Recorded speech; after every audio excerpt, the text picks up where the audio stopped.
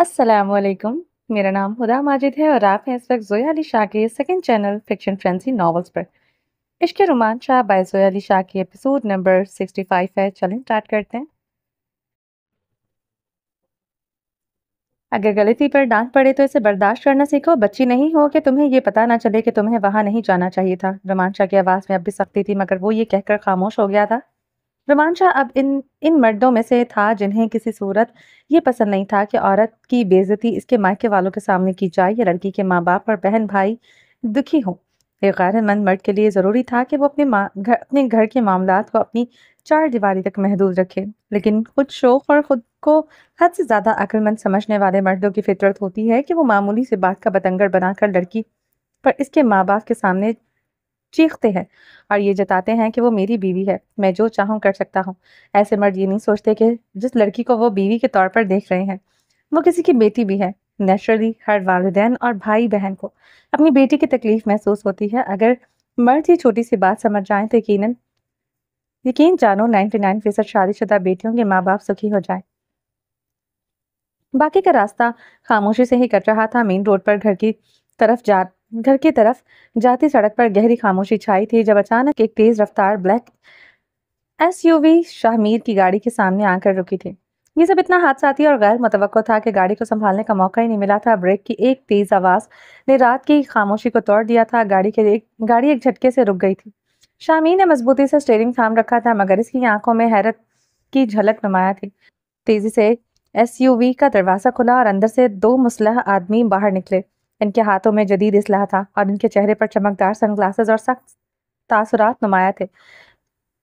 इनके अंदाज से साफ पता चल रहा था कि वो सुल्तान के आदमी हैं।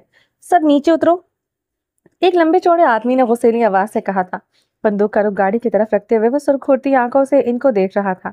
रोमान शाह ने एक लम्हे के लिए आंखें मूंदी, जैसे अगले लम्हे की हुकमत अमली सोच रहा हो। दोनों को ये समझने में देर नहीं लगी थी कि सुल्तान के कुत्ते इनको घेर चुके हैं, जबकि मीरब काफी डरी हुई बैठी थी। कुछ हवास तो इससे पहले ही बर्खास्ता थे। शाह से डांट पड़ने की वजह से ऊपर से ही सही कसर अब निकल गई थी। जबकि शाहमीर ने गहरी सांस लेकर गाड़ी के दरवाजे का हैंडल थाम लिया था। शाहमीर ने सालों तक पुलिस की नौकरी की थी और इसकी बहादुरी पर कोई शक नहीं किया जा सकता था। ऐसी सूरत हाल से निमटना इसके लिए मामूल की बात थी, लेकिन जब आपके साथ आपके करीबी और प्यारे लोग हों तो इंसान फितरी तौर पर कमजोर पड़ जाता है। खास तौर पर जब घर की कोई औरत आपके साथ हो तो जिम्मेदारी का बोझ और भी बढ़ जाता है। इस वक्त मीरब का साथ होना शाहमीर को ना सिर्फ जरूरत से ज्यादा मोहतात और पोजेसिव बना रहा था, बल्कि अंदर से डरा भी रहा था। जैसे ये खौफ सता रहा था कि अगर कोई गलत कदम उठाया गया तो इसकी इज्जत खतरे में पड़ सकती है, और यह ख्याल इसकी बहादुरी को भी चैलेंज कर रहा था। दूसरी जानिब रुमान शाह था, जो अगरचा एक पुलिस ऑफिसर नहीं था, लेकिन इसका दिल शेरों जैसा था। वो बहादुरी और मजबूत फितरत का एक जीता जागता मसर था। डर तो जैसे इसके अंदर नाम का भी नहीं था। इसका हमेशा से यकीन रहा था कि जिंदगी और मौत सिर्फ रब के हाथ में है। जब जिंदगी खत्म होनी हो तो कोई ताकत इसे बदल नहीं सकती, और जब तक अल्लाह ताला ने जिंदगी लिखी है दुनिया की कोई ताकत इसे छीन नहीं सकती। यही यकीन इसे हर खतरे के सामने बेखौफ और मजबूत बनाता था, चाहे हालात कितने ही संगीन क्यों ना हो। मगर इसकी कैफियत भी इस वक्त शाहमीर की तरह थी। साथ बैठी हुई मीरब इसके लिए कमजोरी बन चुकी थी। गहरी सांस लेते हुए दोनों ने अपनी अपनी जानिब का दरवाजा खोला और गाड़ी से नीचे उतर गए। वो जानते थे कि इस वक्त कोई रास्ता नहीं था, ना पीछे जाने का, न भागने का। जो कुछ भी करना था बस लम्हे में करना था। दोनों ने एक दूसरे की तरफ एक आखिरी नजर डाली और अपने अपने इरादों को मजबूती से थामते हुए इस खतरनाक सूरत हाल का सामना करने के लिए कदम बढ़ाया। दोनों के सर पर सुल्तान के आदमियों ने गन तान रखी थी और एक लम्हे के लिए दुनिया जैसे थम सी गई थी। दूसरे लम्हे में दो आदमियों ने आगे बढ़कर मीरब की तरफ का दरवाजा खोला था। इनकी हर हरकत में खतरे की घंटियां बज रही थी और अब इन दोनों के लिए चुप रहना मुमकिन नहीं था। शामिर का दिल धड़क रहा था और रोमांचा की आंखों में तूफान था, लेकिन दोनों जानते थे कि इस वक्त खामोशी इख्तियार करना या पसपाई इख्तियार करना इनके लिए मौत के मुतरादिफ हो सकता था। तुम लोग क्या चाहते हो? रोमांचा ने बोला। इसकी आवाज में गुस्सा और मीरत को नुकसान पहुंचाने का डर था। हम सुल्तान से रिहाई चाहते हैं। एक आदमी ने गन का रुख मीरत की तरफ करते हुए सख्त आवाज में कहा। जब तक तुम लोग सुल्तान की रिहाई का बंदोबस्त नहीं करते ये लड़की हमारी कैद में रहेगी।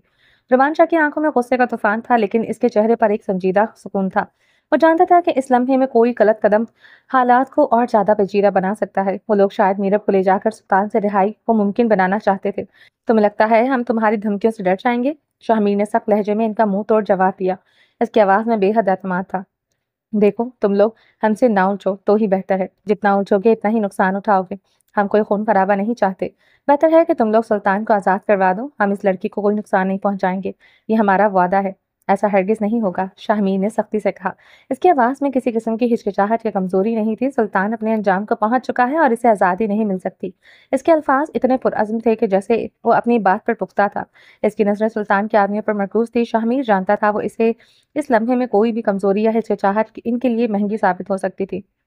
वो आदमी नीरव को गाड़ी से बाहर खींचने ही वाला था कि रुमान शाह ने आगे बढ़कर पाँव को जोर से इस आदमी के पेट पर मारा, जिससे वो नीचे गिरने पर मजबूर हो गया और इस अंदाज से इस पर झपटा था कि ना तो इसके सर पर गन तानने वाले आदमी को कुछ समझ आया और ना ही जिसे पर टांग पड़ी थी वो कुछ समझ सका। रोमांच की हरकत इतनी तेज और गैर मुतवक्को थी कि इसके मुखालफों को कोई रद्द-ए-अमल देने का वक्त न मिला। वो फौरन काबू पा गए। शाहमीर ने मौके का भरपूर फायदा उठाते हुए सर पर गन ताने खड़े आदमी के हाथ से गन छीन ली।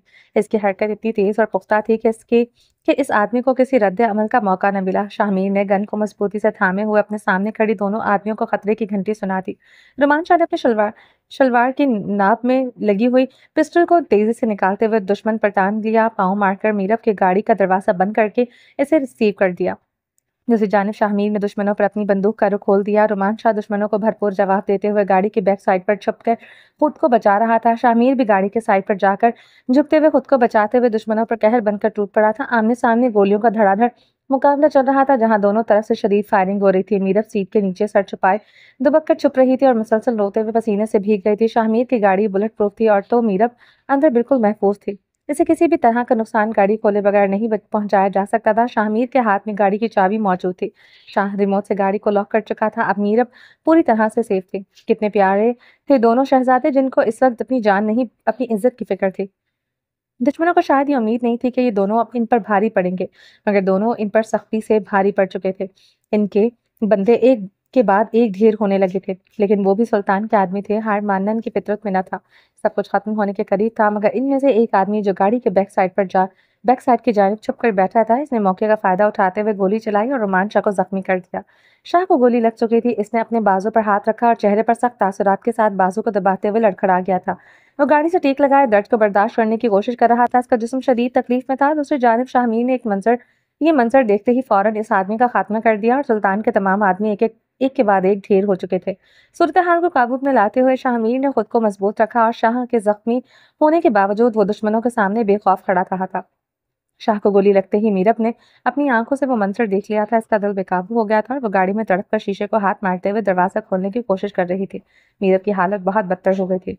उसके जहन में एक बार फिर शाह को खो देने का खौफ समाया हुआ था और वो खौफ इसकी आंखों में साफ तौर पर दिखाई दे रहा था। इसका जिस्म लड़क रहा था और दिल में एक अज़ियत की लहर दौड़ रही थी, जैसे वो अपनी जिंदगी के सबसे बड़े खौफ का सामना कर रही हो। नहीं, ऐसा नहीं हो सकता, मीरब ने चीखते हुए कहा, मगर गाड़ी के शीशे की आवाज बाहर नहीं जा सकती थी।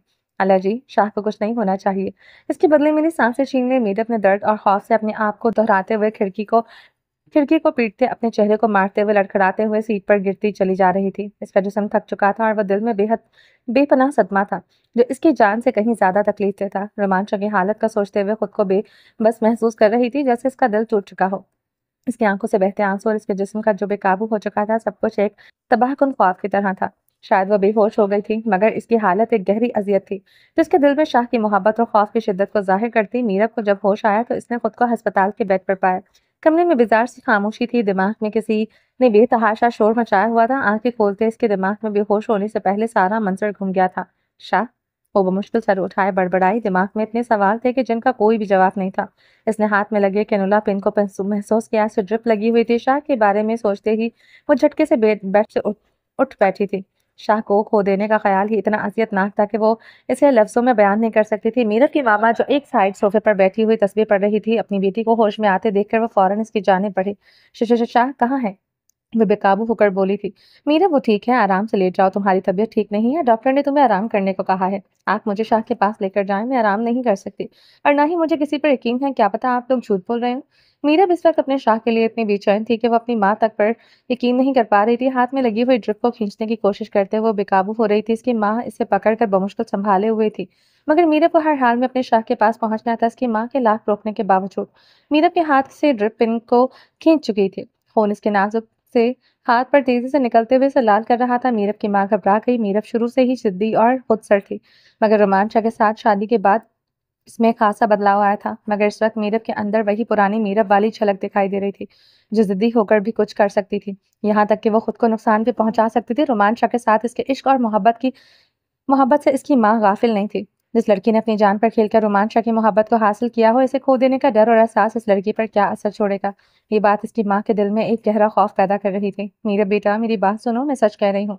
वो ठीक है। मीरब की माँ मीरब का खून ज़दा हाथ पकड़ने की कोशिश कर रही थी, मगर मीर अपने हाथों से अपनी माँ को दूर करते हुए बगैर जूते पहने हॉस्पिटल के बेड से पागलों की तरह उतरकर रूम का दरवाजा खोलते हुए बाहर निकल आई थी। इससे पहले कि वो कोई नया बखेड़ा खड़ा करती, सामने से आते हुए शाहमीर से टकरा गई थी। इसके हाथ से बहते खून को देखकर शाहमीर का चेहरा बदल गया था। Oh my God! शाहमीर ने जल्दी से इसके हाथ पकड़ते हुए जेब से रुमाल निकालकर इसके हाथ पर लपेटा था, ताकि खून की रफ्तार कम हो सके। मीरब, तुम पागल हो गई हो? शाहमीर ने गुस्से से कहा। जी, पागल हो गई हूँ, और अगर आप मुझे शाह तक नहीं लेकर गए तो मैं पागल बनकर कुछ भी कर सकती हूँ। और प्लीज़ मुझे बच्चे मत समझकर बहलाने की कोशिश मत कीजिएगा। अगर वो ठीक हैं तो आप मुझे इनके पास लेकर जाएं। वो इस वक्त ज़िद्दी अंदाज में चीख रही थी। इसकी ऊंची आवाज़ से इर्द-गिर्द खड़े डॉक्टर्स और नर्सों ने पलट पलट कर देखा था। मीरब की आंखों में बगावत देखकर शाहमीर समझ गया था कि वो ऐसे नहीं रुकेगी। अपनी लाडली बहन को इस तरह देखना शाहमीर को बहुत तकलीफ दे रहा था। इसका हल सिर्फ एक ही था कि मीरब को रोमांचा के पास ले जाया जाए। अच्छा, चुप हो जाओ, तुम्हें इसके पास जाना है, चलो, मगर चीखो पुकार नहीं करनी। ये हॉस्पिटल है और यहाँ मरीजों को डिस्टर्ब करना बुरी बात है। शाहमीर ने अपने प्यार से सामने अपने साथ लगाते हुए रिलैक्स किया था। शाहमीर की माँ की जान में जान आई थी। ये देख कर के शाहमीर आ चुका है, वरना अपनी बेटी की जिद से वो अच्छी तरह से वाकिफ थे। इसके हाथ से बहते हुए खून ने इसकी माँ को बहुत परेशान कर दिया था। शाहमीर ने हाथ से इशारे से इसकी माँ को कहा था कि सब ठीक है, वो सब संभाल लेगा। मीरब को अपने साथ थामे हुए वो रोमांचा के रूम की तरफ बढ़ गया था। रोमांचा हॉस्पिटल के बेड पर लेटा था। इसके चेहरे पर थकावट की वाज़ेह लकीरें नजर आ रही थी। गोली रोमांचा के बाजू को छूकर गहराई से गुजर गई थी, जिससे रोमांचा की जान तो बच गई थी, मगर इसे अच्छी खासी तकलीफ आई थी। डॉक्टर्स के कहने के मुताबिक रोमांचा बिल्कुल खतरे से बाहर था और जख्म भी बहुत जल्द ठीक होने का इम्कान थे, मगर वक्ती तौर पर तकलीफ काफी आ गई थी। शाहमीर ने जैसे ही दरवाजा खोला, मीरब की नजर रोमांचा पर पड़ी। वो एक बाजू माथे पर रखे हुए लेटा था। इसके बाजू पर ड्रिप लगी हुई थी और डॉक्टर इसके करीब आकर इंजेक्शन लगा रही थी। मीरब की नजर जैसे ही अपने प्यारे शाह पर पड़ी, वो तड़प कर अपने भाई के हाथ छुड़वाकर भागते हुए शाह के सीने पर जा लगी। यार, अपनी बीवी को संभाल, वरना पूरे हॉस्पिटल के मरीजों ने हॉस्पिटल को अल्लाह हाफिज कहकर चले जाना है, जितना तुम्हारी बीवी पागलों की तरह शोर मचाती है। शाहमीर ने हंसते हुए अपनी बहन के कारनामे को बताया था। रोमांचा के लबों पर इतनी तकलीफ में भी मुस्कुराहट फैल गई थी। तू जा, एहसान न कर, मैं हूँ इसे संभालने के लिए, रोमांचा ने अपनी रोबदार संजीदा आवाज में कहा। शाहमीर ने मीरब और शाह को अकेले छोड़कर जाने का फैसला करते मुस्कुराते हुए रूम का दरवाजा बंद करके वापस चला गया। डॉक्टर जो इनके आने से पहले ही रोमांचा को इंजेक्शन दे रही थी, मुस्कुराती नजरों से रोमांचा की जानिब देख रही थी। डॉक्टर रोमांचा को देख रही थी। इसमें तो कोई हैरत की बात हो ही नहीं सकती थी, क्योंकि रोमांचा चीज ही ऐसी था कि वो एक बार तो मर्द इसकी जानिब पलट कर देखे बगैर नहीं रह सकते थे। तो ये बेचारी तो एक मासूम की डॉक्टर थी। वो इसकी खूबसूरती से मुतासिर होकर गैर इरादी तौर पर बार बार चोर नजरों से शाह को देख रही थी। मीरब के तूफानी तरीके से सीने पर गिरने से बाजू में शदीद दर्द महसूस हो रहा था, मगर मजाल है जो इस शख्स के मुंह पर जरा सी भी शकन आई हो। अपना ठीक वाला हाथ उठाकर वो मीरब की कमर पर रखते हुए नॉर्मल तासुरात के साथ लेटा हुआ था। डॉक्टर रोमांचा के जब्त पर हैरान थी। डॉक्टर इसे प्यार भरे सीन और रोमांचा की मोहब्बत में सब्र के इंतहा को देखकर मुस्कुराते हुए थोड़ी देर के लिए रुक गई, जबकि इंजेक्शन तो लग चुका था और इसका काम खत्म हो चुका था। मगर शायद वो जाना नहीं चाहती थी। मगर मीरब ने सर उठाकर डॉक्टर की जानिब गुस्से से देखा। डॉक्टर की मुस्कुराती नजरें शाह पर पड़ते ही देखकर मीरब से बर्दाश्त नहीं हो रहा था। इससे पहले कि मीरब कोई गैर अखलाकी हरकत करती, रोमान शाह ने हाथ के इशारे से डॉक्टर को जाने का इशारा किया। डॉक्टर ने हंसते हुए रोमान शाह पर मुस्कुराती नजर डाली और रूम से निकल गई। तुम रो रही हो? रोमान शाह ने अपने सीने पर मीरब के गर्म आंसू को महसूस करते हुए मध्यम लहजे में कहा। हल्का सा तकिए से सर उठाते हुए इसने अपनी नजरों को मीरब के चेहरे पर मरकूज किया था, जहां आंखों में छुपा हुआ दुख साफ आया था। इसके तासुरात में एक पुरसुकून सा वकार था, जैसे वो हर गम को अपने अंदर की जानिब करके मीरब को तसल्ली देना चाहता हो। पागल, रोना बंद करो, रोमान शाह के नर्म गरम मजबूत लहजे में कहा। शाह मीरब के आंसू अपनी कमीज में जज्ब होते महसूस कर रहा था। मैं बिल्कुल ठीक हूँ, सही सलामत हूँ। इसकी आवाज़ में ऐसा सुकून था जो तूफान के बीच में दिल को मुतमईन करते। मीरब ने बेयकीनी से इसके चेहरे की तरफ देखा था, जैसे इसके अल्फाज पर यकीन न कर पा रही हो, मगर रोमांचक की नजरें जो हमेशा की तरह गहरी और बेखौफ थी, मीरब को खामोश कराने के लिए काफी थी। आप नहीं जानते मैं कितना डर गई थी। मीरब की आवाज़ टूट रही थी, आंखों से आंसू रुकने का नाम ही नहीं ले रहे थे। जब आपको गोली लगी मुझे लगा सब खत्म हो जाएगा। मैं बाहर निकलना चाहती थी मगर गाड़ी लॉक थी। मैं आपको कितनी आवाज़ें दी मगर भाई और आपको मेरी आवाज़ नहीं आ रही थी। रोमान शाह ने इसके चेहरे पर नजरें जमाई, इसके डर को महसूस करते हुए इसकी कमर पर रखा हुआ हाथ नरमी से दबाते हुए इसे अपने होने का एहसास और यकीन दिलाया। मैं यहाँ हूँ, ठीक हूँ, तुम्हारे पास, और इंशाल्लाह हमेशा तुम्हारे पास रहूंगा, चाहे जितनी भी मुसीबतें आ जाएं। इंशाल्लाह हम हर जंग जीत लेंगे। खाना बाबा की पाक सरजमीन पर बैठकर जो दुआ हमने खुदा के सामने की, हमारे रब ने वो लगता है अपनी बारगाह में कबूल कर ली। इसलिए तो हर मुश्किल से टकराने के बाद हम वापस एक दूसरे के पास आ जाते हैं। इंशाल्लाह हमारा ये साथ हमेशा सलामत रहेगा। आमीन सुम आमीन। मीरब के आमीन के जवाब पर शाह ने पूरी अकीदत से सुम आमीन कहा था। अब ये आंसू साफ करो, रुमान शाह ने गहरी सांस लेते हुए कहा। इसकी आवाज में हल्की सी नरमी मगर गहराई थी। तुम्हारे ये आंसू मुझे बहुत तकलीफ देते हैं, और याद रखो अभी तुम्हें इस गलती की सजा भी मिलनी है जो तुमने वहां मेरे पीछे अलीजे के साथ आकर की, वो भी मेरी इजाजत के बगैर। जितनी मर्जी सजाएं दे लीजिए, चाहे तो मेरी इस गलती की सजा मेरी जान निकाल कर ले लीजिए, मैं हाजिर हूँ। मीरब ने रोते हुए से कहा, और इसकी आवाज़ में बेबसी और मोहब्बत की गहराई थी। इसकी मोहब्बत पर शाह के लब मुस्कुरा दिए थे। अल्लाह ताला आपको सलामत रखे, कभी आपको मुझसे दूर ना करे, मैं आपकी दूरी बर्दाश्त नहीं कर सकती। इसने ये सब कहते हुए अपना सर शाह के सीने से टिका रखा था। आंसू बेकाबू होकर बहते हुए शाह के दिल को मोम करते जा रहे थे। इसके अल्फाज दिल से निकल रहे थे, इसकी बात की सच्चाई इसकी आंखों से बहते हुए आंसू दे रहे थे। हाय शाह दी जान, शाह तेनू सजा किवें दे सकता है? तेरी जान विच ते मेरी जान बसदी है, ਜਿਹੜਾ तेरी अखां विच उथरू बर्दाश्त नहीं कर सकता, और तेरी जान किवें कर सकता है सोनिए। आज पहली बार मीरब ने रोमान शाह के तर्जुमे की उम्मीद नहीं रखी थी। वो भी जो कह रहा था, मीरब के लिए इस वक्त इसकी बातों का कोई मतलब नहीं था। इसे बस अपने शाह के सही सलामत होने की खुशी थी, और वो खुशी वो अपनी आंखें बंद करके इसके सीने पर सर टिकाए महसूस कर रही थी। मेरी जान, इतना करीब होकर मेरी धड़कनों को बेतरतीब मत करो कि मैं खुद को संभाल न सकूं। रोमान शकील अब मूंछों तले शरारती अंदाज में मुस्कुरा उठे थे। दिल में मची हुई हलचल जुबान तक आ गई थी। कौन कह सकता था कि इस वक्त वो शदीद बाजू में दर्द में मुब्तला था। कमाल का जब्त था उस शख्स का जिसे सिर्फ मीरब की कुर्बत महसूस हो रही थी, दर्द नहीं। मैं इस वक्त आपसे दूर नहीं हो सकती, चाहे आपकी धड़कनें तेज हों, जज्बातों में तूफान आए या कहर, मुझे कोई फर्क नहीं पड़ता। अच्छा जी, तो ये बात है। शाह मुस्कुराते हुए उस पर अपनी गिरफ्त मजीद मजबूत कर चुका था। अपने लबों को उसके बालों में रखकर अपनी मोहब्बत और कुर्बत का एहसास दिलाया। इस वक्त उसकी बीवी बहुत जज्बाती मूड में थी। हनुमान शाह अपनी शहजादी का दिल नहीं तोड़ सकता था। बड़ी मुश्किल से उसने साइड टेबल पर रखे मोबाइल को उठाने की कोशिश की, और इसी कोशिश में अपने दूसरे बाजू में शदीद दर्द का एहसास हुआ। हल्की सी आह इसके लबों से निकली, जिस पर मीरब ने फौरन घबराकर सर उठाया। क्या हुआ आपको? दर्द हो रहा है? उसने चेहरे को दोनों हाथों से थामे फिक्रमंद अंदाज में पूछ रही थी। रोमान शाह के लबों पर हल्की सी मुस्कुराहट थी, चेहरे से बिल्कुल अंदाजा नहीं हो रहा था कि उसे कितनी तकलीफ है। हाँ, दर्द तो था, लेकिन तुम्हारे पास आने से खत्म हो गया है।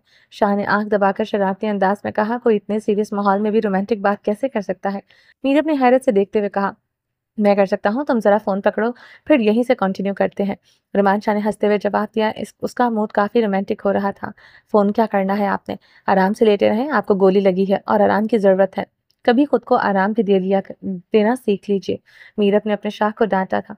रोमान शाह ने आईब्रो उठाकर हल्के से नफी में सर हिलाया। इसका मतलब तो मीरब नहीं समझ पाई, लेकिन फौरन उसे एहसास हुआ कि शायद उसने अपने शाह से बदतमीजी कर दी है। प्यारी सी शहजादी पल भर में अपने गुस्से को सिफर पर लाते हुए फौरन सॉरी बोल चुकी थी। शाह को उसके डरने की एक्टिंग पर हंसी भी आ रही थी, मगर एक बार फिर अपने हाथ से इशारा करके फोन मांगा। मीर भी जल्दी से फोन उठाकर उसके हाथ में थमा दिया। रमान शाह ने शाहमीर के नंबर पर वॉइस मैसेज छोड़ा। मैं उस वक्त अपने रूम में हूँ और किसी भी तरह से डिस्टर्बेंस नहीं चाहता। कोई डॉक्टर या कोई भी ऐरा गैरा मेरे रूम में तशरीफ न लाए। ऐरा गैरा से मुराद शाहमीर था। ये कहते हुए उसने फोन वापस मीरब के हाथ में थमा दिया। मीरब हैरत से मुंह खोले उसे देखती रह गई। उसे अपने भाई से शर्मिंदगी महसूस हो रही थी, क्योंकि उसके प्यारे शौहर ने बेबाकी से कह दिया था कि वो रूम में ना आए, क्योंकि उसकी बीवी उसके पास है। शाह, कितने बेशरम हो गए हैं आप। ऐसे कौन कहता है? वो मेरे भाई हैं। मीरब ने शर्माते हुए लाल टमाटर हो चुके चेहरे से कहा था। शाह की जानिब देखते हुए कहा। वो अपने शौहर की बेबाकी से बहुत ज्यादा हैरान हो गई थी। क्यों भाई, इसमें बेशर्मी की क्या बात है? मेरे पास मेरी बीवी है तो मुझे शर्माने की क्या जरूरत है? तुम मेरे पास आओ, मुझे शर्मो हया के पार्ट बाद में पढ़ा लेना। पहले मेरी तेज हो चुकी धड़कनों को मेरे करीब आकर सुनो और इसका इलाज करो। इसकी कमर में हाथ डालते हुए उससे अपने करीब किया। मीरब रोमांचा के मजबूत सीने पर सर रखे हुए उसकी धड़कनों को महसूस करते हुए मुस्कुराती थी। रोमांचा का मजबूत दिल अपनी धड़कनों से उससे अपने अंदर मची हुई हलचल का एहसास दिला रहा था। शाह के वजूद से उठती परफ्यूम की खुशबू मीरब की सांसों में रच बस गई थी और वह उसकी कुर्बत में महू हो गई थी। रुमान शाह ने एक हाथ नरमी से मीरब की पीठ पर रखा, उसे मोहब्बत से अपने करीब करके उस लम्हे को और भी मोहब्बत भरा बना लिया था। शाह, प्लीज खुद पर कंट्रोल रखें। ये हमारा बेडरूम नहीं है, ये हॉस्पिटल का बेड है। मीरब अपने शाह के अंदाज पर शर्म से लाल हो रही थी, जैसे अपने शाह की बेबाकी और कुर्बत से और भी बेचैन होकर बोल रही थी। जानशाह, दिमाग खराब मत करो। मैं तो किसी से डरता नहीं हूँ और ना ही तुम्हें डरने की जरूरत है। रूम में मेरी इजाजत के बगैर कोई नहीं आ सकता। तुम मुझे खुद पर कंट्रोल रखने की तबलीग मत देना। चप्पल उतारो और मेरे करीब बैठो। मैं तुम्हें महसूस करना चाहता हूँ। या तो मेरे इतने करीब होने से पहले तुम्हें सोचना चाहिए था, या फिर अब चुपचाप मेरी मोहब्बत के हिसार में आ जाओ। रुमान शाह की जरा सी सख्त आवाज पर मीरब की सिट्टी गुम हो गई थी। फौरन चप्पल उतारकर शाह के करीब बैठ गई, मगर झिझक और शर्म की वजह से उसका चेहरा लाल सुर्ख हो रहा था। उसे बार बार यह एहसास सता रहा था कि यह हॉस्पिटल का रूम है, मगर रुमान शाह के सामने इनकार करने की जुर्रात नहीं थी। रुमान शाह की मोहब्बत में एक ऐसी दिलकशी थी जिसमें आज़ादी भी थी और सख्ती भी। जहाँ वो स्टॉप लगा देता, वहां से आगे मीरब की हिम्मत कभी नहीं हुई थी। एक मर्द की मोहब्बत में लाजिम है औरत को इतनी मोहब्बत दो कि वो खुद को दुनिया की खुशकिस्मत औरत समझे, और एक मर्द की जुबान में ऐसा असर होना चाहिए कि बगैर हाथ उठाए, बगैर गाली गलौज किए इतना दबदबा हो कि औरत जब उसकी तरफ नजर उठाकर देखे तो उसकी सांसें बंद हो जाए। यही असली मर्द की खसूसियात होती हैं। बीवी हो मेरी, इतना दूर तो होकर क्या साबित करना चाहती हो? रोमांच की आवाज में मोहब्बत के साथ साथ जिद भी थी। वो बहुत मोहब्बत करने वाला शौहर था, मगर जिद्दी भी इतना था कि अगर उसके दिमाग में कोई बात घुस जाए तो वो उसे हासिल किए बगैर चैन से नहीं बैठता था। अब उसके दिमाग में ये जिद घुस चुकी थी कि मीरब से झिझक की वजह से उसके करीब नहीं आ रही थी, और ये बात उसकी अना पर आ चुकी थी। रोमांच की मोहब्बत की शिद्दत इतनी बढ़ चुकी थी कि मीरब के साथ मोहब्बत की चंद लाइनें क्रॉस किए बगैर चैन से नहीं बैठने वाला था। दर्द तो नहीं दूर तो नहीं बैठी, आपके पास ही तो हूँ। मीरब ने घबराई सी नजरों से रोमान शाह के सीने पर सर रखते हुए कहा। वो इधर उधर देख रही थी, जैसे हर लम्हा ये डर था कि कोई ना आ जाए, लेकिन वो पागल थी। ये भूल चुकी थी कि वो इस वक्त रोमान शाह के दस्तरस में है, और वो इसे इतनी ताकत रखता है कि इसके कहे बगैर उसके रूम में कोई नहीं आ सकता। उसे करीब होना कहते हैं। रोमान शाह की आवाज में सख्ती थी।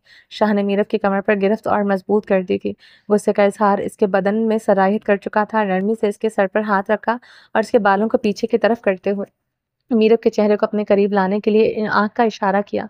मेरे एक हाथ की हालत ऐसी है कि ये सब तुम्हें करना पड़ेगा, वरना मुझे तुम्हारी मदद की जरूरत नहीं। मीरब अपने झिझकते हुए चेहरे को रोमान शाह के करीब ले आई थी, क्योंकि अपने शाह की जरा सी बेबसी मीरब को कहाँ मंजूर थी। बस इससे आगे कुछ नहीं करोगे, बहुत ही कंजूस हो। रोमान शाह ने इसके सर पर हाथ रखते हुए इसके चेहरे को अपने चेहरे पर झुकाते हुए सरगोशी में कहा। रोमान शाह की नरम सी आवाज मोहब्बत के लफ्जों की मानन मीरब के सांसों में बिखर रही थी। शिद्दत से वो अपनी मोहब्बत की तड़प मीरब तक पहुंचा रहा था। मीरब की कुर्बत रोमान शाह के बाजू में उठती हुई तकलीफ को कम कर चुकी थी, या फिर यूं कह लें कि वो इस तकलीफ को महसूस नहीं कर रहा था। लम्हा लम्हा मीरब के लबों के लम्स को अपने लबों पर बखेरते हुए मदहोशी के आलम में डूबता जा रहा था। अगर रोमान शाह मीरब की मोहब्बत में इतना गर्क हो चुका था कि वो ये भूल चुका था कि ये हॉस्पिटल का रूम है, तो मीरब को भी कोई फर्क नहीं पड़ रहा था। वो अपने शाह की गुर्बत में खुद को इसके हवाले की हुई थी। न जाने कितने ही खूबसूरत लम्हे गुजरते चले गए। वो लबों से लबों का मिलाप करवाते हुए शायद वक्त की सरसराहट का एहसास भूल चुके थे। अगर फोन पर मैसेज ना आया होता तो शायद ये खूबसूरत लम्हे कुछ और देर तक कायम रहते, मगर मैसेज टून ने इस प्यारे लम्हे को अधूरा छोड़ दिया था। मीरब घबरा कर रोमान शाह से कुछ दूर हो गई थी, मगर रोमान शाह की सेहत पर इसका कोई असर नहीं पड़ा था। वो इस तरफ देखते हुए भी इस एक लम्हे के लिए भी नजर न हटाते इसे फिर से अपने करीब कर रहा था। क्या प्रॉब्लम है तुम्हारे अंदर? ये किस किस्म का डर छुपा है? तुम अपने शौहर के करीब होकर हो, और इस वक्त इससे बढ़कर कीमती और ज़रूरी कोई बात नहीं हो सकती। रोमान शाह ने एक नरम मगर पुख्ता अंदाज में मीरब को अपने बाजुओं में बंद कर लिया था। खूबसूरत शहजादे की गिरफ्त इतनी मजबूत थी कि मीरब अपनी जगह से एक इंच भी ना हिल सकी। नहीं, मैं डर तो नहीं रही, मगर मुझे लगा कि कोई ज़रूरी मैसेज होगा। मीरब ने अपनी घबराहट को छुपाने के लिए प्यारे से झूठ का सहारा लिया था। जाने शाह, ये बहुत गलत बात है कि तुम मुझसे झूठ बोल रही हो। रोमान शाह ने इसकी चोरी पकड़ते हुए नर्म लहजे में कहा। नहीं शाह, मैं झूठ नहीं बोल रही। मीरब, झूठ झूठ ही होता है, चाहे वो छोटा हो या बड़ा। अल्लाह के नजदीक ये दोनों दोनों बुरे अमल हैं और इन्हें नापसंद करता है। और दूसरी बात मेरी जान, तुम्हें सब कुछ जानने की सलाहियत हासिल है। तुम्हारे झूठ को मैं फ़ौरन पकड़ लेता हूँ और जहाँ तक बात है किसी ज़रूरी मैसेज की, तो तुम्हारी कुर्बत में मेरे लिए कोई भी और बात इतनी ज़रूरी नहीं होती, मेरे लिए सबसे ज़रूरी तुम हो। रोमान शाह ने इसके खूबसूरत चेहरे पर गहरी नज़र डालते हुए मीरब को बेहद करीब करते किए हुए था। चेहरा उसके करीब ले आते हुए और इसकी खुशबू को सांसों में उतारते हुए मधुर सा हो रहा था। मीरब, मैंने कभी नहीं सोचा था कि मैं किसी के साथ इतनी मोहब्बत कर सकता हूँ। कभी नहीं सोचा था कि तुम एक दिन मेरे लिए इस कदर सुकूनता हो जाओगे कि तुम्हारी मोहब्बत मेरे लिए निशा बन जाए। जब तुम मेरे पास नहीं थी, तुम्हारे बारे में सोचना मुझे सुकून देता था। जब भी मैं बेतहाशा टूट जाता था, ज़िंदगी से हारने लगता था, तो मेरा दिल ये सोचता था सोचकर फिर जीने की तमन्ना करता था कि इन तकलीफ़ों के बाद भी मीरब से मिलूँगा, मीरब मेरे पास होगी, और ये सोचना ही मुझे पुरसुकून कर देता है। आहिस्ता-आहिस्ता अपने दिल की हर बात बताते हुए मीरब की धड़कनों में चेहरा छुपाए हुए था। रोमांच का इतना करीब होना मीरब की धड़कनों को बेतरतीब कर रहा था। वो अपने शाह की बातें सुनते हुए कभी अपने शाह की पीठ को नर्म हाथ से सहला रही थी, तो कभी रोमांच के घने बालों में उँगलियाँ फेरते हुए अपने शाह को पुरसुकून कर रही थी। मीरब के वजूद की खुशबू और रोमांच पर गहरे नशे की तरह सराहियत कर रही थी। मीरा अपने रोमांच की मोहब्बत का इज़हार सुनकर अपने शाह पर कुर्बान हो रही थी। सोच रही थी कि वो कितनी खुशकिस्मत है जिसे रोमांच की मोहब्बत मिली। जिस शख्स की मोहब्बत के लिए एक लड़की ने अपनी ज़िंदगी तक हार दी, मगर रोमांच की मोहब्बत हासिल न कर सकी, और मीरा की किस्मत में रोमांच की मोहब्बत का समंदर था। वो अपनी ही किस्मत पर नाज़ करते हुए मुस्कुरा रही थी। एक औरत के लिए ये बहुत खुशगवार एहसास होता है कि जब इसका शौहर अपनी मोहब्बत का इज़हार करता है। मोहब्बत करना और मोहब्बत का इज़हार करना दोनों अलग-अलग बातें हैं।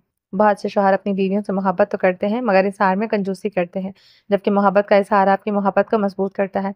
बीवी को अपनी मोहब्बत का इज़हार करके इतना मज़बूत बनाएँ कि अगर कोई दिल फेंक आशिक आपकी बीवी की ज़िंदगी में दाखिल हो, तो वो इसे नज़रअंदाज़ कर सके। अपनी मोहब्बत का इज़हार करके आप अपनी बीवी को इतना मज़बूत बनाएँ कि वो किसी भी आज़माइश का मुकाबला कर सके। ये सब कुछ इसलिए ज़रूरी है कि ताकि आपकी बीवी का दिल आपके साथ हमेशा मुख़लिस रहे। हम आम इंसान हैं और हमारी सोच भी आम इंसानों जैसी है, चाहे हम कितनी भी कोशिश करेंगे। ये कहें कि हमें इज़हार की ज़रूरत नहीं है, लेकिन हकीकत यही है कि रिश्ता मज़बूत बनाने के लिए इज़हार ज़रूरी होता है, ख़ास तौर पर मियाँ-बीवी के रिश्ते में जो कमज़ोर पड़ने लगता है। जब इज़हार ख़त्म हो जाता है, रोमांच अपनी मोहब्बत को वक़्तन-वक़्तन अपनी बीवी के साथ शेयर करते हुए हमेशा अपने रिश्ते को मज़बूत रखता है। इस वक़्त भी इतनी खूबसूरती से अपनी मोहब्बत और जज़्बात को बयान कर रहा था कि मीरब सुनते हुए अपने रोमांच की मोहब्बत के समंदर में बहती जा रहे थे। मीरब के हाथ को पकड़कर लबों से लगाते हुए बार-बार चूमकर इसकी मोहब्बत और मोहा इसकी खूबसूरती और इसकी औरत होने का एहसास दिला रहा था। मीरब अपने शाह की आँखों में पूरी तरह से खोई हुई थी। ये लम्हे, ये वक़्त बहुत ही खूबसूरत थे। अगर कोई शायर इन लम्हों को अपने कलम से कागज़ पर कैद करता, तो पढ़ने वाले सालों तक इस तहरीर को याद रखते। इन खूबसूरत लम्हों में कहीं भी जिस्म की भूख नहीं थी। यहाँ सिर्फ़ महबूब को महबूब की बातों से दिल में उतारा जा रहा था। ये लम्हे एक दूसरे की रूहों की गहराइयों तक रसाई की कोशिश थे, जहाँ अल्फ़ाज़ की मोहब्बत जिस्मानी ख़्वाहिशात से कहीं ज़्यादा अहमियत रखती थी। रोमान शाह के हाथ पर लगी हुई गोली की वजह से जब इसे अस्पताल से डिस्चार्ज करके घर लाया गया, तो रोमान शाह अपनी फ़ैमिली के साथ अपने घर जाना चाहता था, मगर शामिर और उसके वालिदैन ने सख्ती से इसे जाने से रोक लिया था। शामिर ने साफ-साफ कह दिया था कि जब तक रोमान शाह पूरी तरह से सेहतयाब नहीं हो जाता, वो यहाँ से नहीं जा सकता। मगर रोमान शाह बज़िद था, वो अपनी बहन के घर और ज़्यादा नहीं रहना चाहता था। रोमान शाह पुरानी सोच का मालिक था, इसे अपनी बहन के घर पर रुकना पसंद नहीं था, मगर शामिर हमेशा इसे ये कहकर लाजवाब कर देता था, ये सिर्फ़ इसकी बहन का घर नहीं, इसके भाई का भी घर है। शामिर का कहना था कि अगर तुम मुझे भाई नहीं समझते, तो फिर चले जाओ। शामिर की बात पर हार मानकर रोमान शाह को हमेशा चुप होना पड़ता था। आहिस्ता-आहिस्ता वक़्त गुज़रता चला गया और रोमान शाह की सेहत में भी बेहतरी आने लगी। वक़्त तेज़ रफ़्तार परिंदे की तरह गुज़रता जा रहा था। हँसते-खेलते कैसे सुबह से शाम हो जाती पता नहीं चलता था। हर रोज़ रोमान शाह के दोस्तों की महफ़िल भी खूब जमती थी। कभी रोमान शाह अपने दोस्तों को मिलने चला जाता था, तो कभी वो इधर आ जाते। इसी तरह वक़्त गुज़रता जा रहा था। दिलावर के साथ मुसलसल राब्ते में रहते हुए रोमान शाह अपने बिज़नेस को पूरी तरह से सँभाल चुका था। अभी इसने बाकायदा तौर पर ऑफ़िस जाना शुरू नहीं किया था, मगर वो घर पर बैठकर अपने सारे बिज़नेस को ऑनलाइन सँभालने की काबिल हो चुका था। रोमान शाह के हाथ पड़ते ही बिज़नेस तरक्की पर तरक्की करने लगा था, नए-नए कॉन्ट्रैक्ट साइन होने लगे थे। दूसरी जानिब सुल्तान को अपने तमाम गुनाहों की सज़ा मिल रही थी। इस पर इतने ज़्यादा जुर्म साबित हुए थे कि इसके बचने की कोई उम्मीद नहीं थी। इसे सज़ाए मौत के ऑर्डर आ चुके थे। आयशा ने अपने तमाम जुर्म कबूल कर लिए थे। अपने मुँह से इसने शाहमीर पर लगाए हुए तमाम इल्ज़ाम कबूल कर लिए। शाहमीर के आला अफ़सरान बहुत शर्मिंदा थे। शाहमीर को लाइव कॉन्फ्रेंस में बुलवा कर इससे माफ़ी माँगी गई। तमाम सोशल मीडिया पर शाहमीर को वाह-वाह की वाह-वाह हो रही थी। शाहमीर को पूरी इज़्ज़त के साथ नए अहदे की ऑफ़र की गई थी। शाहमीर को माज़रत के साथ एसीपी के बजाय एसपी का अहदा ऑफ़र किया गया था, मगर शाहमीर का दिल बेहद टूटा हुआ था, क्योंकि ये हकीकत थी कि इसे शाहमीर ने सालों सच्चे दिल से मेहनत मेहनत के साथ अपने मुल्क की खिदमत की, मगर जब इस पर इल्ज़ाम लगे तो इसे सँभलने का मौका नहीं दिया गया। मगर ये भी सच है कि बहुत से दोस्त अफ़सरान ऐसे थे, जिन्होंने कभी शाहमीर का साथ नहीं छोड़ा था और ना ही शाहमीर पर लगाए हुए इल्ज़ामों को तस्लीम किया। मगर कानून के सामने सब मजबूर होते हैं। कानून में शाहमीर को गलत साबित कर दिया था ताकि कर दिया गया था और अदालत हमेशा सबूत माँगती है। शाहमीर ने बहुत माज़रत के साथ इनकार किया, मगर आला अफ़सरान का बहुत दबाव था और एक अच्छे ऑफ़िसर को खोना नहीं चाहते थे और शाहमीर को बार-बार बुलाया जा रहा था कि बार-बार माज़रत के पैगाम भेजे जा रहे थे। दूसरी जानिब रोमान शाह भी बार-बार यही कह रहा था कि वो अपनी जॉब को दोबारा कंटिन्यू करे, हालात का सामना करे और जब वो झूठा नहीं है तो फिर क्यों अपनी जॉब छोड़ रहा है? गुनहगार अपने अंजाम को पहुँच चुके हैं। शामीर अभी जज़्बातों की कशमकश में घिरा हुआ था कि कोई फ़ैसला नहीं कर पा रहा था, इसलिए इसने कुछ वक़्त माँगा। इसी दौरान हँसते-खेलते वक़्त गुज़रता चला गया और 2 महीने गुज़र गए। सुल्तान की फांसी का दिन आ पहुँचा था। सुल्तान ने आखिरी ख्वाहिश में अपने बेटे हारून से मुलाकात चाही थी। लाख इख्तलाफ़ात सही, मगर वो इसका बाप था। हारून रेशम के हमरा पाकिस्तान पहुँच चुका था। अपने बाप को मिलने के बाद जब सज़ाए मौत का ऐलान हो चुका था तो वो दिन हारून के लिए बहुत तकलीफ दे था। वो ना चाहते हुए भी अंदर से शदीद टूटा हुआ था। इस वक़्त एक अच्छे दोस्त की तरह शाहमीर और रोमान शाह ने आगे बढ़कर इसे अपना सहारा दिया था। ये भी रोमान शाह और शाहमीर की अच्छाई थी कि वो अपने दुश्मन के बेटे को सहारा देकर इस मुश्किल वक़्त से बाहर निकालने की कोशिश कर रहे थे। रोमान शाह पूरी तरह से ठीक हो चुका था। 2 महीने के अरसे में रोमान शाह का ज़ख्म बिल्कुल ठीक था। बाज़ू पूरी तरह से काम कर सकता था, मगर अभी वो इसके हाथ से कोई ज़्यादा वज़न नहीं उठा सकता था। हारून को कुछ दिन रेशम के साथ शामीर और रोमान शाह ने अपने घर ही रोके रखा था। हारून और रेशम तकरीबन 1 हफ्ते के साथ रहे थे और सही मायनों में फैमिली क्या होती है वो समझ चुके थे। वो बहुत खुश थे। हारून को वक्ती तौर पर सुल्तान ने के मरने का दुख था, मगर इसने खुद को बहुत जल्द स्टेबल कर लिया था। ये सोचकर के इसके बाप ने बहुत से घरों को उजाड़ दिया, बहुत से बच्चों को यतीम कर दिया और बहुत सी बहन बेटियों की इज्जतें लूट कर इनकी इज्जतों को पामाल किया। ये सोचते हुए हारून ने सब्र कर लिया और वो पूरी तरह से स्टेबल था। बस एक बेटे होने के नाते अपने बाप की आखिरत के लिए दुआ ज़रूर करता था। हारून और रेशम ने यहाँ रहते हुए बहुत से खूबसूरत पल गुज़ारे। अब वो जाने का इरादा कर चुके थे, मगर रुमान शाह ने इनको कुछ और दिन अपने पास रुकने की दावत दी। मगर हारून का कारोबार बहुत मुतासिर हो रहा था, इसलिए वो नहीं रुका। आखिरकार इनके जाने का वक़्त आ गया। रुमान शाह ने खुशी-खुशी अपनी फैमिली के हमरा इनको रुखसत किया। शाहमीर खुद को एयरपोर्ट तक छोड़ने के लिए गया था। हारून ने अपना कारोबार ही सँभालना था। वापस जाकर सुल्तान की दौलत से इसने एक फूटी कौड़ी भी अपने ऊपर हराम कर दी थी। जो कुछ था इसने सब ट्रस्ट के हवाले कर दिया था और ज़्यादातर इसकी नाजायज़ प्रॉपर्टीज़ कानून ने ज़ब्त कर ली थी। हारून पूरी तरह से लाताल्लुक़ था। उसे कुछ भी नहीं चाहिए था। सुल्तान की हराम की कमाई से इस तरह दुश्मनों का पूरी तरह से खात्मा हो चुका था। सुल्तान की बनाई हुई दलदल में वो खुद ही धँस गया था। आयशा को 30 साल बामुशक्कत की कैद सुनाई गई थी। इसका हुस्न अब जवानी समेत सब कुछ वहाँ सब पर सजाए कैद काटते हुए खत्म हो जाना था। आखिरकार नेकी जीत गई थी और बदी हार गई थी। गुनहगार अंजाम को पहुंचे और सच्चाई के रास्ते पर चलने वालों की जीत हो गई थी। अब सब अपनी अपनी जिंदगी में मुतमईन और खुश थे। जो गुनहगार थे वो अपनी आग में जल रहे थे। सच कहते हैं कि अल्लाह ताला के कहर से डरना चाहिए। खुद को ज़मीनी खुदा समझने वाला सुल्तान सब कुछ दुनिया में छोड़कर जा चुका था।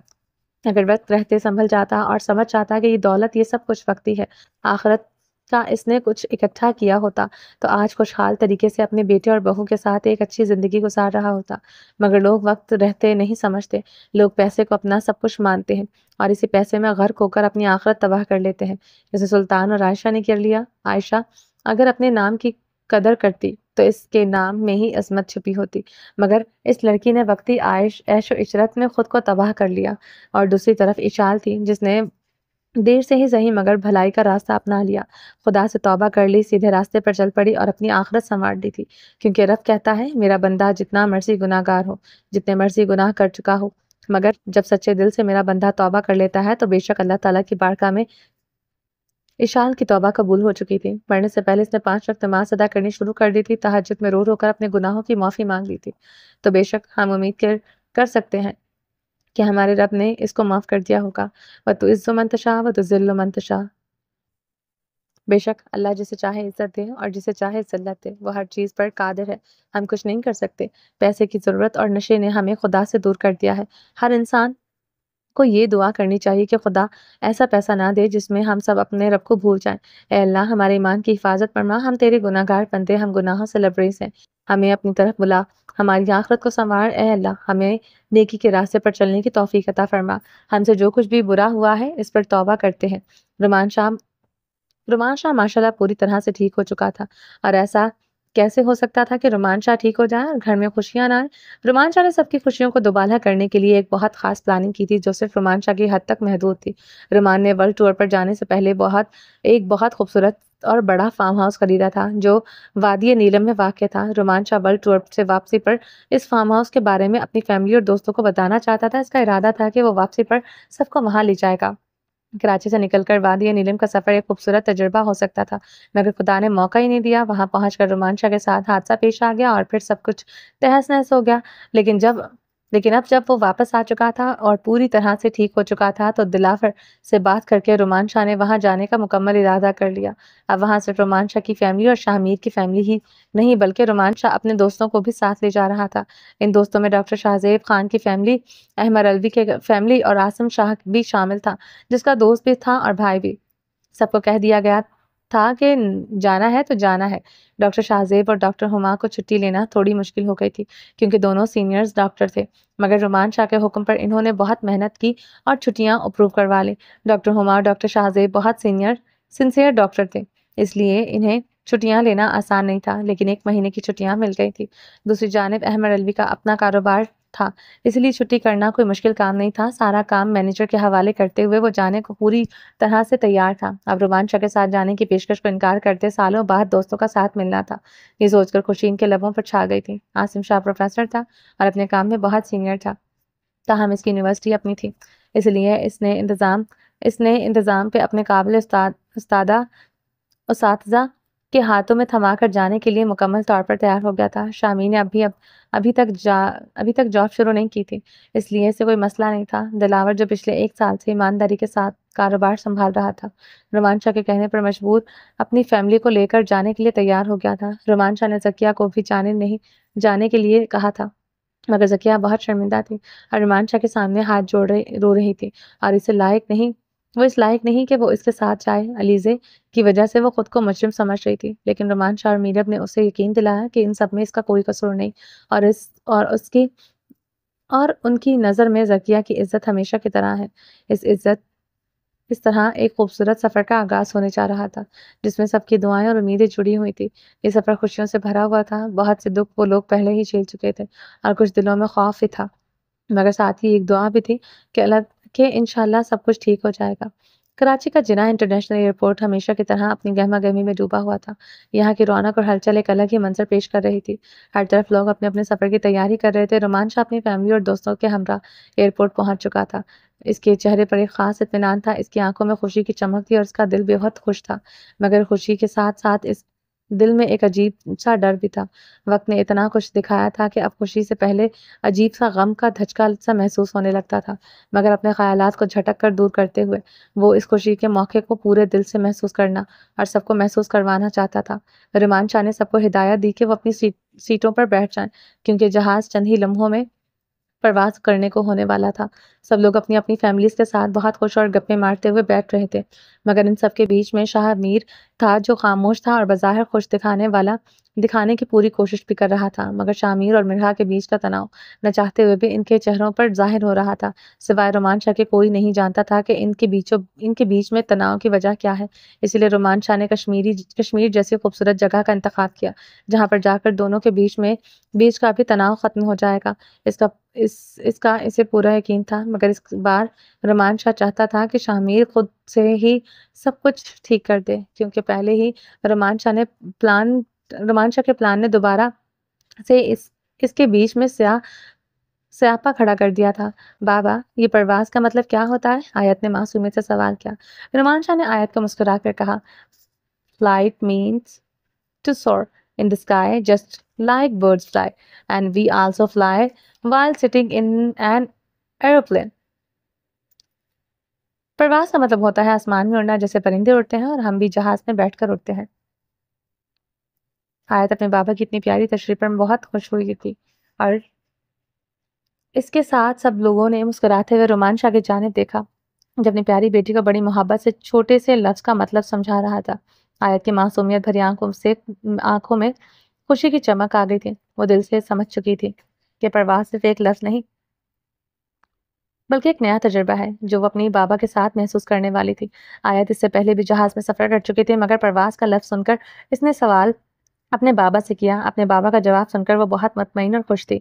बच्चों को समझाने की सलाहियत अगर माँ बाप में हो तो हर छोटे से लम्हे को वो बच्चे बहुत ज़्यादा खुशी से महसूस कर सकते हैं, क्योंकि वो अपनी दुनिया को वालिदैन की आंखों से देखते हैं और ये लम्हे इनके लिए हमेशा के लिए यादगार बन जाते हैं। चलो आयत बेटा, अब तुम अपनी सीट सीट पर बैठकर सीट बेल्ट बांधो। आयत, तुम राइम के साथ बैठो। आयत खुशी खुशी जाकर अपनी सीट पर बैठ चुकी थी, जबकि राइम दोनों हाथ कमर पर रखे अपने बाबा के करीब खड़ा था। इसकी आंखों में जलन साफ दिखाई दे रही थी, क्योंकि रोमांचा मीरब के साथ बैठा था। अब राइम ये कैसे बर्दाश्त कर सकता था कि इसका बाप इसकी मीरब के साथ बैठे। आप मीरब के साथ क्यों बैठे हैं? राइम ने खराब तेवर के साथ सवाल किया। क्योंकि मीरब मेरी बीवी है। रोमान अपने अपने ही बेटे का सवाल रोमांचा को बहुत नागवार गुजरा था। मीरब के मामले में दोनों ही कॉम्प्रोमाइज करने वाले नहीं थे। और मीरब मेरी मामा है, मैं अपनी मामा के साथ बैठूंगा। वो जैसे अपने बाप को फैसला सुना रहा था। नहीं, तुम आयत के साथ बैठोगे क्योंकि वो तुम्हारी बहन है। तो फिर तो आपको मिर्हा फूफो के साथ बैठना चाहिए। आप यहाँ क्यों बैठे हैं? वो भी तो आपकी बहन है। वो भी रोमांचा का बेटा था। हाजिर दिमाग तड़कते जवाब देकर रहा था। मीरब की हंसी छूट गई थी। रोमांचा और रायन का झगड़ा देख करके कहीं ना कहीं इसे अपने बेटे पर बड़ा फख्र हो रहा था। रोमांचा ने घूर कर मीरब की जानिब देखा। तुम्हारे दांत बहुत निकल रहे हैं। मेरे ख्याल से तुम दोनों माँ बेटे को मुझे घर छोड़कर आना चाहिए था, क्योंकि तुम दोनों ने सिर्फ टूर पर जाकर मेरा फोन चलाना है, जिसकी शुरुआत यहीं से हो चुकी है। तुम्हारा बेटा मुझे बातें सुनाकर जी जलाएगा और तुम दांत निकालकर मेरा फोन चलाओगे। मीरब, आप खुद ही मेरे बेटे के साथ झगड़ा कर रहे हैं। हमने तो कुछ नहीं किया। मीरब ने मासूमियत से अपने बेटे का दिफा किया। रोमांचा, मतलब मैं तुम्हारे बेटे के साथ झगड़ा कर रहा हूँ? कितनी दोगली हो यार। देख रही हो कि अपने तुम्हारा बेटा मुझसे पंगे ले रहा है, वो भी जबरदस्ती, और तुम हो कि अपने बेटे की साइड ले रही हो। मीरब, जी नहीं, मेरा बेटा आपसे कोई पंगे नहीं ले रहा, वो तो मासूम है। रोमांचा, हाँ हाँ, दुनिया में वही दो ही मासूम लोग आए हैं, एक तुम और एक तुम्हारा बेटा। तुम जरा जहाज को लैंड करने दो, तुम्हारी मासूमियत का जनाजा तो मैं निकालूंगा।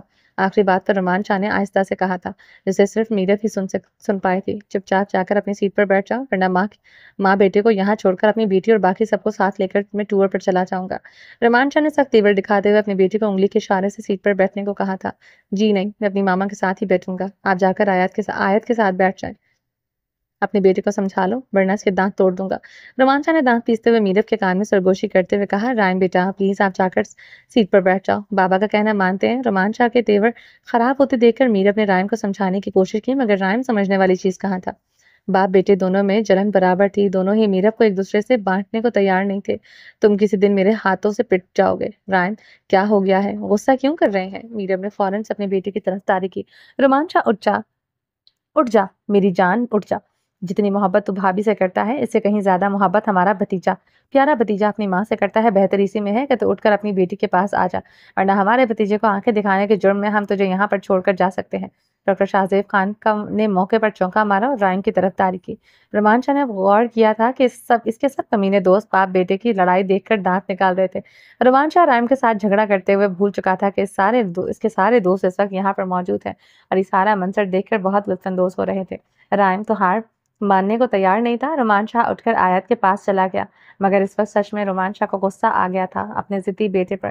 कराची से इस्लामाबाद तक का सफर मीरब के करीब रहकर यादगार तरीके से गुजारना चाहता था, मगर रायम ने अपने बाप के सारे अरमानों पर पानी फेर दिया था। अब रोमांचा के अरमानों पर पानी तो पड़ चुका था, मगर इसका खमियाजा मीरब को भुगतना पड़ेगा। ये बात मीरब को नहीं पता थी। तमाम मुसाफिर अपनी सीट बेल्ट बांध दे, जहाज रनवे पर परवान चढ़ने के लिए तैयार है। बराह करम अपने मोबाइल फोन बंद कर दें और किसी भी गैर जरूरी सामान को सीट के नीचे रखें। हम आपकी राहत के लिए हर मुमकिन कोशिश कर रहे हैं। शुक्रिया। अनाउंसमेंट हो चुकी थी। इसके साथ ही जहाज ने तेज रफ्तारी से रनवे को छोड़ा और आसमान की बुलंद फिजाओं में उड़ान भरने के लिए तैयार हो गया। जहाज रनवे पर तेज रफ्तारी से दौड़ रहा था। रोमांचा की नजरें सामने मरकूज थी, जब जहाज ने धक्का दिया और रनवे को छोड़ते हुए आसमान की तरफ परवास किया। इसके पीछे जमीन और शहर आहिस्ता आहिस्ता छूटने लगे और जहाज बुलंद होकर कराची के आसमान में गायब हो गया। जहाज अब आसमान में बुलंद हो चुका था। इंजन की आवाज़ एक खूबसूरत हम आहंगी बन चुकी थी, जो जहाज के अंदर की खामोश फिज़ा में घुल रही थी। रुमान शाह का दिल अभी तक बेचैन था। वो अपनी बीवी से दूर बैठा था, जबकि वो रास्ते के बारे में बहुत कुछ सोच कर आया था। मगर इसके बेटे ने इसके सारे अरमानों पर पूरी तरह से पानी फेर दिया था। ऊपर से इसके इर्द-गिर्द बैठे इसके कमीने दोस्तों की तंज़ली नज़रें और मुस्कुराहटें इसे मज़ीद तड़पा रही थीं, मगर वो बज़ाहिर बिल्कुल शांत बैठा था। यही तो रुमान शाह की ख़ासियत थी। उसके दिल के अंदर क्या चल रहा था, क्या चल रहा है, कोई नहीं समझ सकता। इसके चेहरे पर कोई सख्त तासुरात नहीं थे। वो जितना बज़ाहिर पुरसुकून नज़र आ रहा था, अंदर से इतना ही जज़्बाती शोर ने हलचल मचा रखी थी। मगर अपने यारों परवाज़ें करके वो अपने खिल्ली नहीं उड़वाना चाहता था। अच्छी तरह से जानता था कि अगर इनको मौका मिल गया तो फिर वो खुलेआम दाँत निकाल कर हँसेंगे और इसे गुस्सा दिलाएँगे। रुमान यार, अगर तुम्हें हम पर गुस्सा है तो हमें बता दो। हमें तुम्हारी चुप बहुत अजीब लग रही है। डॉक्टर शाहज़ेब खान ने एक नज़र रुमान शाह पर शरारती नज़रें डालते हुए अपना जुमला कहा। कमीने की नज़रों से शरारत छलक रही थी। रुमान शाह ने सख्त तेवरों से इसके साथ जानिब देखते हुए खामोशी से नज़रें वापस शीशे के बाहर मरकूज़ कर ली। रुमान शाह अच्छी तरह जानता था कि शाहज़ेब जानबूझकर बात को हवा देगा और फिर सबको दांत निकालने का मौका देगा। ये इसकी पुरानी आदत थी और रुमान शाह इस बात से अच्छी तरह वाकिफ था। डार्लिंग, मूड खराब क्यों कर रहे हो? कम से कम बताओ तो सही। अगर मूड खराब है तो हम माजूद कर लेते हैं। अब की बार दांत निकालते हुए अहमद ने कहा। रुमान शाह अच्छी तरह से जानता था कि इन कमीनों को बस मौका चाहिए था, रुमान शाह की टांग खींचने के लिए, जो कि इन्हें बहुत कम ही मिलते थे। ऐसे मौके पर अब मौका मिल गया था तो इसका फायदा ना उठाए, ऐसा कैसे हो सकता था? मैं गुस्सा नहीं हूँ और ना ही मुझे होने की जरूरत है। तुम लोग अपने अपने मुंह बंद करके बैठो। ये ना हो कि कश्मीर पहुंचते तुम लोगों के मुंह में दांत ना बचे, क्योंकि मुझे तुम लोगों से के निकलते दांत जहर लग रहे हैं, रुमान शाह ने कहा। रुमान शाह के इस जुमले पर सबने दांत निकाले और जहाज में बैठे हुए बाकी लोगों ने इनको गौर से देखा, जैसे सबके सब किसी की किसी ही दु, दुनिया में किसी दुनिया से आए हों, क्योंकि हंसते हुए सब ये भूल गए थे कि ये लोग जहाज में बैठे हुए हैं। रुमान शाह ने सख्त नजरों से सबकी जानिब देखा। इनकी कम अकली पर रुमान शाह को गुस्सा आ रहा था, क्योंकि रुमान शाह को किसी भी पब्लिक प्लेस पर ऐसी हरकतें पसंद नहीं थी और यहाँ इसके यार कमीने जहाज में बैठकर खुलेआम दांत निकाल रहे थे। सबके सब पढ़े लिखे थे, मगर इस वक्त इनसे बड़ा जाहिल कोई नहीं लग रहा था। रुमान शाह को इनकी इस हरकत पर बहुत गुस्सा आया था, मगर इस वक्त इसके गुस्से पर किसी का ध्यान नहीं था। All of you behave like humans and sit quickly. This is a plane, not your father house. सबके सब इंसान बन जाओ और खामोश होकर बैठ जाओ। ये प्लेन है, तुम लोगों के बाप का घर नहीं। रुमान शाह ने दबे अल्फाजों में सब लफ्जों को चबाते हुए इन सबको खामोश होने का इशारा किया था। इससे पहले कि वो कोई और जवाब देते, इतने में एयर होस्टेस खाना लेकर आती है और वो रुमान शाह के सामने डिश रखती है। No thanks, I don't need anything. Ruman Shah ने इसके जानिब देखे बगैर कहा, क्योंकि रुमान शाह किसी भी नामहरम औरत को आंख उठाकर नहीं देखता था। इसकी आवाज़ में बेनियासी थी। वो भी अपनी हदूद को बखूबी जानता था। रुमान शाह की हमेशा से आदत थी कि वो किसी भी एयर होस्टेस या किसी भी दूसरी औरत को आवारा नजरों से नहीं देखता था। इसके नज़दीक एक हर औरत की इज्जत बराबर थी। रुमान शाह की ये सोच थी कि ये औरत चाहे बाजारों में हो या किसी कोठे पर, अगर मर्द की नज़र इज्जत से देखने वाली हो तो इस औरत को भी इज्जत की निगाह से देखेगा। अगर मर्द की नज़र में गंद भरा हो तो वो भी इसकी हिजाब में लिपटी औरत को भी गंदी नजरों से देखेगा। रुमान शाह के नज़दीक औरत के लिबास का नहीं, मर्द के नज़र का मयार होना चाहिए जो औरत को इज्जत दे सके। रुमान शाह की इस आदत से इसके दोस्त बखूबी वाकिफ थे, इसलिए वो अपनी नज़रों को हदूद और दायरे में रखकर बैठे हुए थे। बेशक वो रुमान शाह जैसे फितरत के मालिक नहीं थे और ना ही इनमें से कोई चाहकर रुमान शाह जैसा बन सकता था। रुमान शाह की परवरिश करने वाली माँ ने रुमान शाह को ऐसा शहजादा बना के परवरिश की थी कि जिसे देखकर औरतें तो क्या, मर्द भी रश्क कर उठे। माशाल्लाह से रुमान शाह के यार दोस्तों में खूबसूरत लड़कियों को देखकर नज़रों को ठंडा करने की आदत मौजूद थी।